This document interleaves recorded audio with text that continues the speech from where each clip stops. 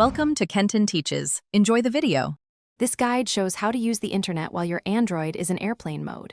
You will learn to enable Wi-Fi, connect to airline portals, and use offline content. First, swipe down from the top of the screen to open Quick Settings. Tap the airplane icon to disable cellular radios while keeping Wi-Fi available. Then tap the Wi-Fi icon and choose a network to connect before takeoff.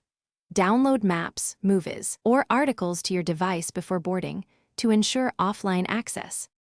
After enabling airplane mode, you must separately turn Wi-Fi back on to access networks.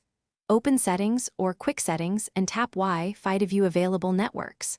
Select the onboard network name shown on the flight information card or cabin Wi-Fi instructions.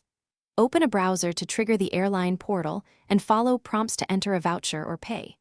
Typical prices range from $0, and some airlines offer free messaging tiers. Use a credit card or voucher code to complete payment on the portal page securely.